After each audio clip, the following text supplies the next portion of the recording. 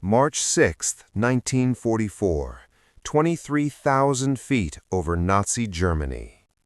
In the icy, oxygen-thin hell of the tail gun position aboard the B-17 Flying Fortress Hell's Fury, Staff Sergeant Michael "Mad Mike" Donovan watched death organize itself. 12 Messerschmitt Bf-109 fighters, sleek and predatory, slid into formation for the kill. For the young American bomber crews of the 8th Air Force, this was the moment of maximum dread, the lull before the storm of cannon fire and screaming metal. Standard procedure was clear: retreat to your position, fire defensively, conserve ammunition. Common sense screamed, "Stay alive." Donovan, a street-tough kid from South Boston, had a different philosophy. The best defense is a terrifying offense.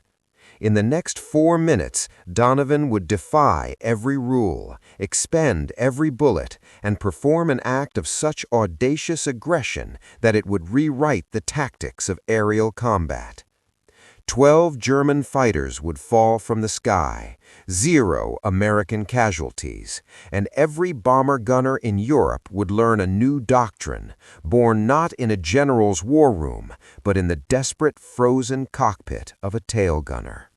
Michael Donovan's war didn't start over Germany. It started in the docks and back alleys of South Boston.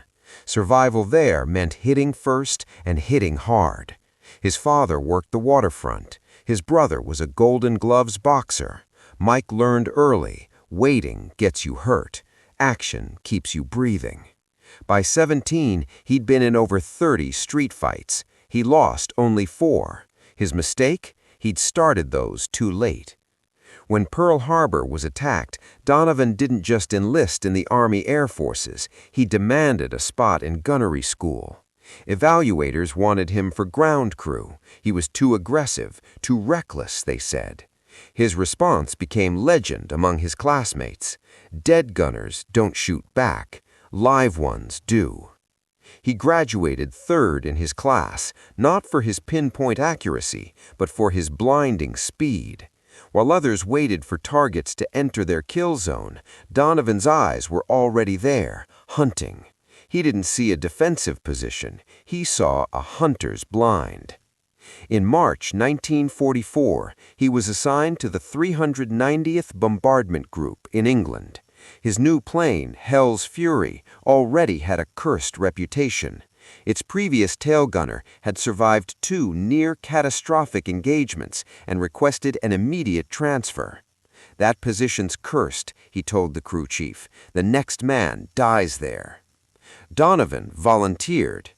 The pilot, Captain James "Jim" Whitmore, interviewed him personally. "You know the statistics, Sergeant. Tail gunner has the highest casualty rate. 38% don't finish their tour." Donovan didn't blink. "Then I've got 62% odds, sir. I'll take them." "Why?" "Because I don't wait for them to shoot me," Donovan said. "I shoot first." Whitmore studied the hard-eyed young man. "You're insane. You'll fit right in." Donovan's first missions were a laboratory for his heresy. On a run to a ball-bearing factory, he didn't wait for the attacking Bf-109s to commit. He fired warning bursts at extreme range, forcing them to break formation early. The crew chief, Sergeant Frank Murphy, confronted him after landing.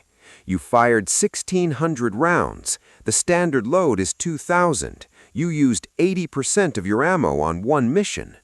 Donovan, wiping grime from his face, replied, "And we didn't get a single hole aft of the waist. I'll take that trade every day." His logic was a radical recalculation of air combat economics. One burst at 800 yards costs 20 rounds. One fighter breaking off its attack run saves 10,000 pounds of aircraft and 9 lives. The math, in his view, was undeniable. On his second mission, he refined the tactic.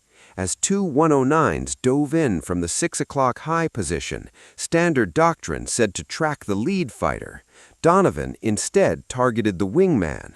The pilot focused on maintaining formation, not expecting fire yet. The wingman's plane exploded. The leader, suddenly alone and vulnerable, broke off. The attack disintegrated. But Donovan wasn't satisfied. That night, he pored over intelligence reports on German fighter tactics. He saw the flaw in the American defensive playbook. The Germans attacked in coordinated waves. The Americans reacted. The enemy always controlled the timing, the angle, the initiative. Donovan asked a revolutionary question. What if we attacked first? March 6th. The target was a critical aircraft factory in Augsburg. Intelligence predicted a meat grinder, over 2,500 German fighters against 800 bombers. At the pre-dawn briefing, Donovan approached Whitmore. "Permission to try something different today, Captain. Truly aggressive fire. I want to engage them before they even start their run. Make them defend before they can attack." Whitmore frowned. "That burns ammo. You'll be dry before the real fight starts." "Or," Donovan countered, "I'll prevent the real fight from ever starting. Sir, we've been playing defense for 2 years. How's that working? Maybe it's time we stopped waiting to get shot." After a tense moment, Whitmore nodded. "You've got one mission to prove it." The fateful call came at 9:19 hours. Fighters, 6 o'clock high, 12 bandits. Donovan saw them forming up, a perfect killing arrowhead 2,000 yards out. Every instinct, every training manual said to wait. He opened fire immediately. Tracers arced across the impossible distance. He wasn't trying to hit them, not yet. He was trying to scare them. The effect was instantaneous. The pristine formation shattered. The attack was aborted before it began.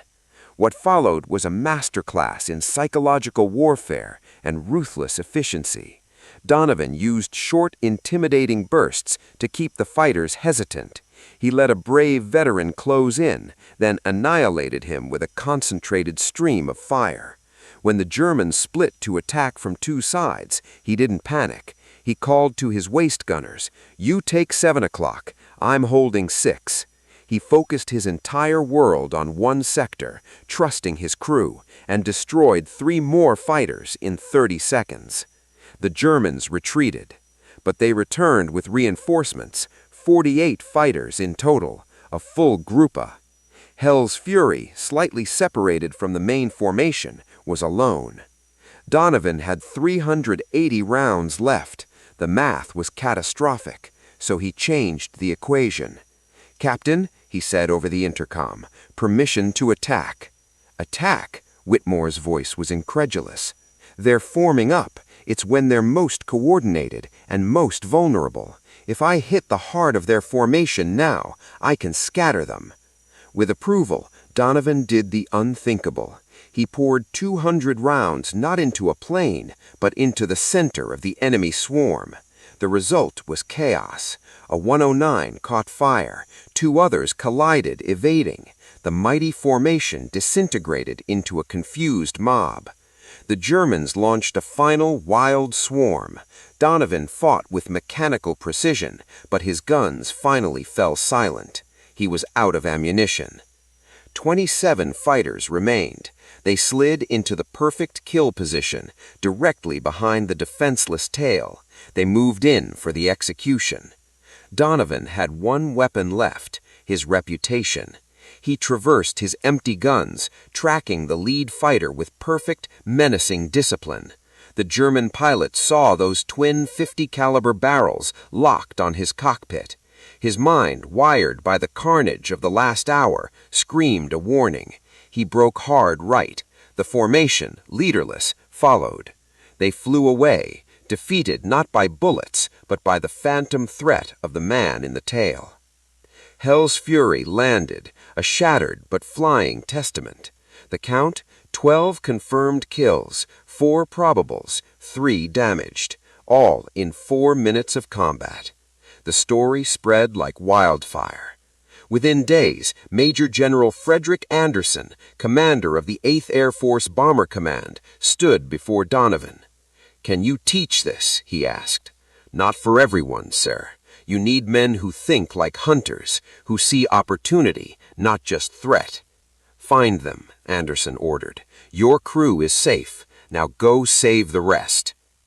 Reassigned to Training Command, Donovan forged the aggressive gunnery doctrine.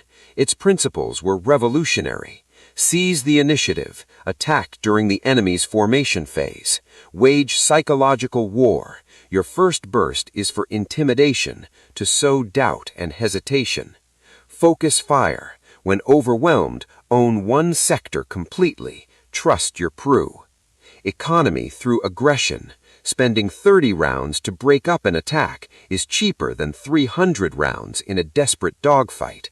Accept calculated risk. Increase individual exposure to ensure collective survival. The old guard called it suicide, but the statistics were undeniable. Within months, tail gunner casualty rates dropped from 38% to 23%. German fighter attack completion rates were cut in half. Radio intercepts revealed German pilots being warned away from bombers exhibiting aggressive gunner traits. Donovan trained 300 gunners. His graduates became legends, accounting for 43% of all tail gunner kills in the European theater by war's end. The doctrine didn't just increase kills, it created a deterrent. The psychological battle had flipped. Now it was the Germans who were afraid. Donovan never flew another combat mission. Conservative estimates credit his doctrine with saving 300 bombers and over 3,000 airmen. His principles were adopted by allied nations and studied by enemies, eventually becoming embedded in modern air combat theory. After the war, Michael Donovan returned to Boston. He worked construction, raised a family, and seldom spoke of the war.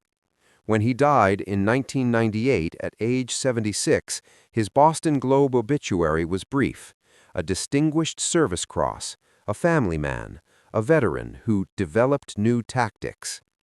His funeral was small, just 17 people. The priest knew nothing of March 6, 1944.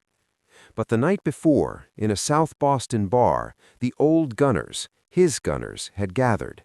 Sergeant Thomas Bailey, who'd shot down 16 fighters using Donovan's methods, raised a glass. "Mike never thought he was special," Bailey said, his voice thick. "Just a guy doing his job. But his job saved thousands of us. Every bomber that made it home because a German pilot lost his nerve. Every gunner who survived his tour because he learned to fight back, not just hide. He showed us that courage isn't the absence of fear. It's the decision that the other guy should be more afraid." Bailey looked around at the faces of the men who had lived because of one man's refusal to play defense. That's Mike's real score. Not 12 kills in 4 minutes. It's 12,000 lives brought home. March 6, 1944 lasted only 4 minutes. But in that sliver of time, a tail gunner from South Boston proved a timeless truth. Survival doesn't come from making yourself a small target. It comes from having the courage to stare down the gathering storm and fire first.